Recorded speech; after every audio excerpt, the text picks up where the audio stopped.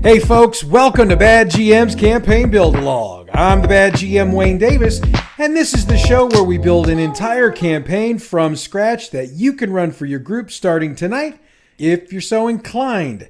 And as you know very well by now, Season 2 is all about the Fallout role-playing game, so if you don't yet have your copy, head over to your local book or game shop, or check out the Modifius Entertainment website, modipius.net. Before we get the build rolling this week, I wanted to take a moment to acknowledge that this week marks the first anniversary of our show, and I thank all of you for making us a part of your listening routine. There's more to say, but I'll say it after we finish today's build. But of course, before we can build new stuff, we need to recap last week's stuff. Last week's build began with them decoding and checking out the information they stole from Barnabas O'Reilly.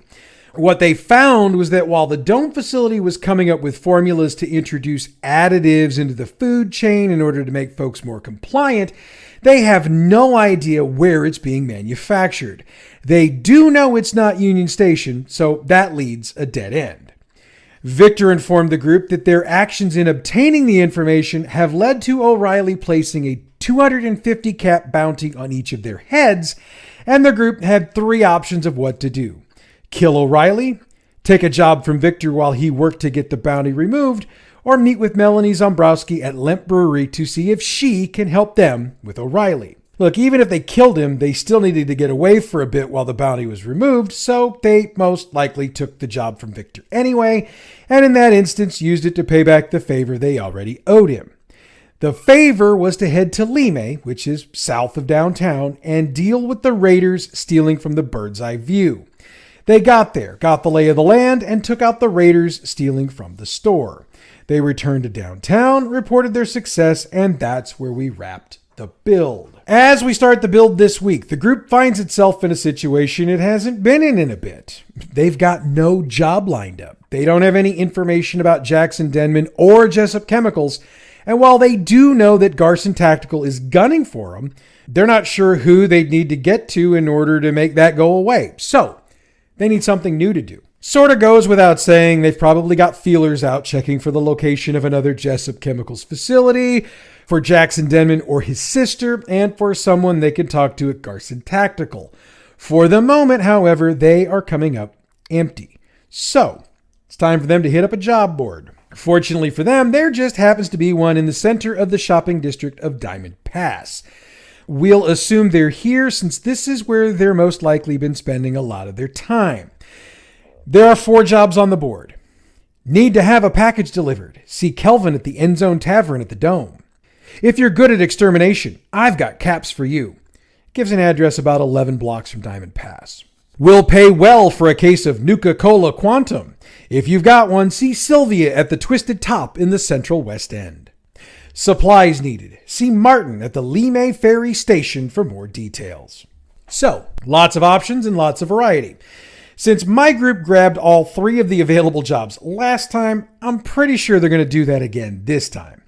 Doesn't change anything about the order we're going to build them in, but we can be confident that they'll take all of them to work on pretty much at the same time. That being said, we're going to build them out in order, so let's head to the End Zone Tavern. There's one quick point that needs to be mentioned here. If the group got into a fight with security during their last visit here, they're going to have one heck of a hard time getting into the Dome. That being said, there is an old saying that money can buy you anything, so if they're willing to pay one of the 2 human guards at the doors 100 caps, their issues will seem to magically disappear and they'll be allowed to enter. If the group made it through the last Dome adventure without those types of issues, they're good to go, so that last paragraph will have been unnecessary.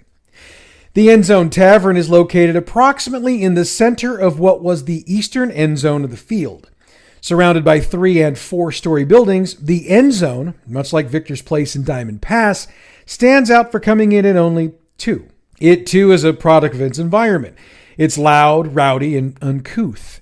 The decor is both human and super mutant chic, and both are found drinking in here. The waitstaff are Mr. Handy Droids, but the bouncers are all super mutants. In fact, one stops the group as they enter. There's no need to really describe him, as the book has better drawings than anything I could come up with anyway.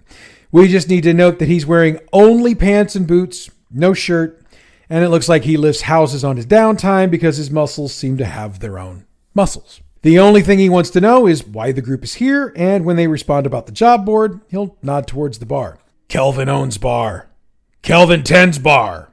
Go see him. Approaching that bar, which runs the entire length of one wall, one would expect to see multiple bartenders. I mean, how else would you be able to manage a couple dozen folks sitting at the bar and all of those drinking out on the floor? That answer is simple. That one bartender is a Mr. Handy with extra appendages wired in. That means he can make multiple drinks at one time. It also appears he has a program in his system that speeds him up to handle a large volume of drinks at a time, since when they first approach the bar, he seems to be moving like a whirling dervish, but once they're there for a moment, he slows down and glides over to them. Other than the appendages, there's nothing spectacular about his appearance. His voice, though, it's a combination of Benedict Cumberbatch and James Earl Jones. Yeah, get that earworm out of your head now. He doesn't see much for small talk as he gets right to the point. If you're not drinking, please exit the bar area so that they may serve paying customers. When the group tells him why they're there, he again gets to the point. Very well. I have a bottle of rare whiskey that I acquired for an old friend of mine. He offered me 400 caps for it, so if you deliver it to him, you can keep the caps. Now, if something sounds too good to be true, it probably is. The location he needs the bottle delivered to is located on the north side of the city, which is in the middle of a turf war between 4 different raider gangs. The name of the gangs aren't that important right now, just the fact that there are 4 of them and they're in almost constant battle for position. Kelvin's not budging on his offer. It's take it or leave it, so if your group decides to leave it, so be it. If I'm being honest, I don't know for sure whether my group will take it or not, but let's build it out like one of the groups did, shall we? The address they're provided is the corner of North 13th Street and Palm Street. For those Google mapping at home, that is in North St. Louis, and one of the places at that particular intersection in our time is Strodeman Park. In our game time, however, it's been covered with ramshackle houses cobbled together out of whatever they could find, and there are, as you'd expect, a few businessman types sprinkled in. Their recipient is going to be one of those, Briar Neville. The group is told to ask about robot repair. Apparently, if you're in that neighborhood and have a robot you want repaired, Briar's your man.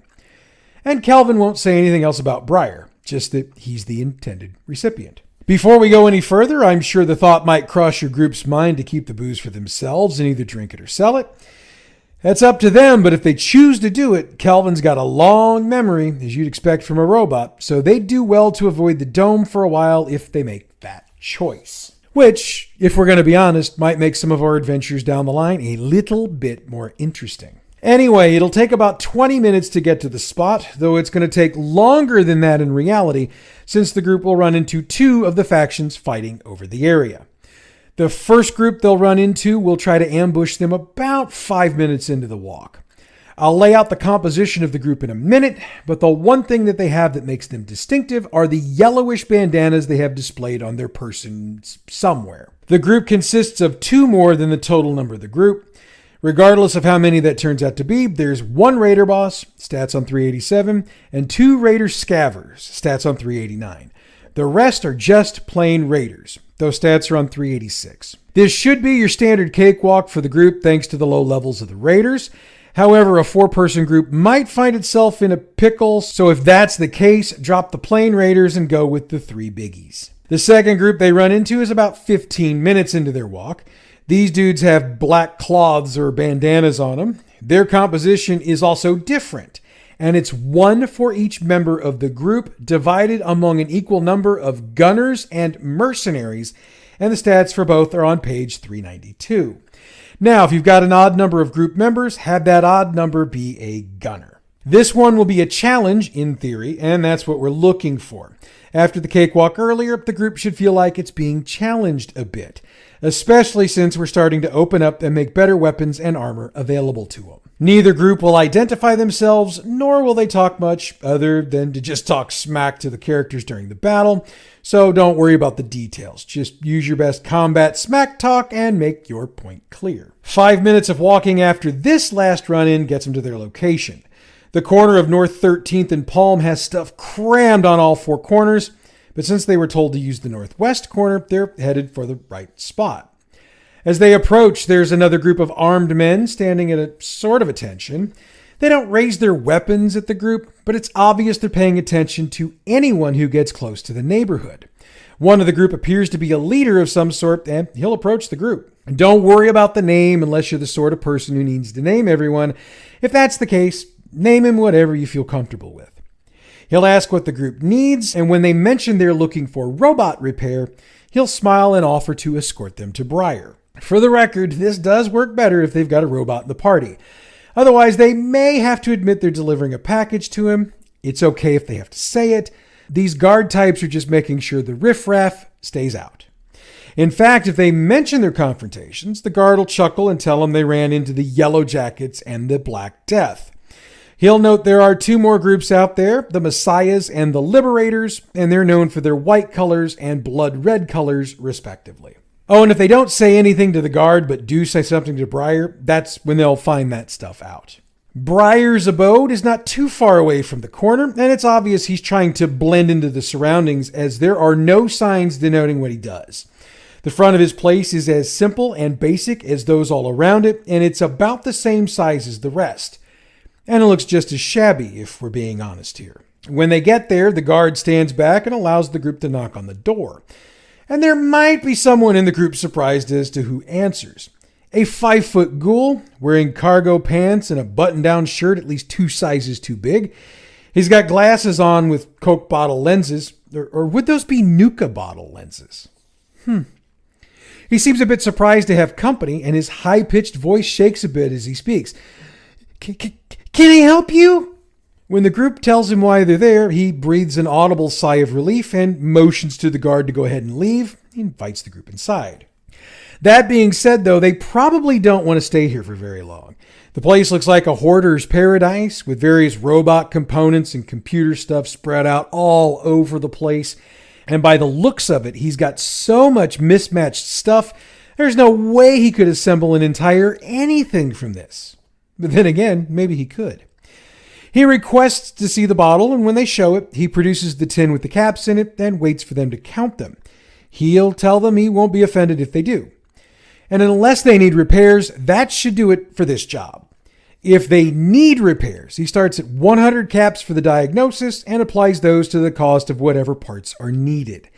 This is one of those very rare cases someone will do things for book value, though this means there will be no negotiations. And if your group insists on it, they can succeed, but the quality of the work will suffer since somebody's ego and feelings have been bruised. What that means is that whatever gets fixed works at 50% of its full power. So if it's a laser, it only does half the damage it usually would, and it'll cause a complication on a 19 or a 20. I think you can work the rest of this out from here. The group will probably want to return back to the area around the dome since the other 3 jobs aren't around here, and they're going to probably want to avoid more combat. If they go back exactly the way they came, they won't get any. They decide to head off in another direction, have them hit another group from each of our prior 2 groups they've met. The numbers will be exactly the same. And I think we'll stop the build here for the week. Sure, I know we've got more time left, but I wanted to take a minute to reflect on the first anniversary of this show. It's been an interesting year as we started with our Deadlands game and have gotten to Fallout in that short of amount of time. We've also seen a gradual growth in our listenership, and I have all of you to thank for that. I have no idea, absolutely zero clue what the next year is going to bring in the long run, but I know for sure that we'll keep up the Fallout game until we reach its logical conclusion. Then we'll move on to something else. What that is, I don't know yet, but I know we're going to do something. This is also the first anniversary of Bad GM Productions, and it's fitting that both the podcast and the production company share an anniversary, since the company came into being because of the podcast. If you want to hear me expound on this a little bit more, this week's role-playing history is devoted entirely to celebrating both this podcast and the company both shows share. And like I say every week, role-playing history is available wherever you get your podcasts or on the website badgmproductions.net. So I do want to apologize for this week's show coming in a bit short.